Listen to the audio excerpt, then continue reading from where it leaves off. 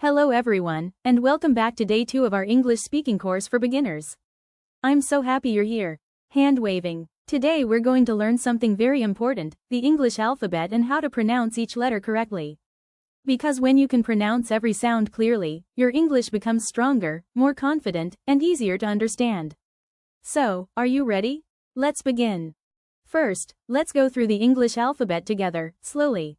Repeat after me. A, B, C, D, E, F, G, H, I, J, K, L, M, N, O, P, Q, R, S, T, U, V, W, X, Y, Z. V. Put your teeth on your lower lip.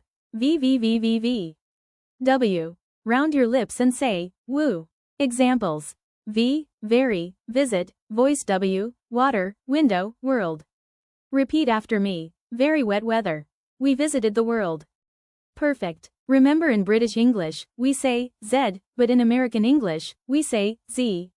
Both are correct. Don't roll it, just relax your tongue. Say, red, right, run. Repeat. Run right, red rabbit.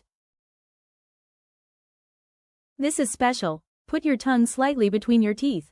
Examples. Think, thank, this, that. Repeat after me. This is the thing I think about.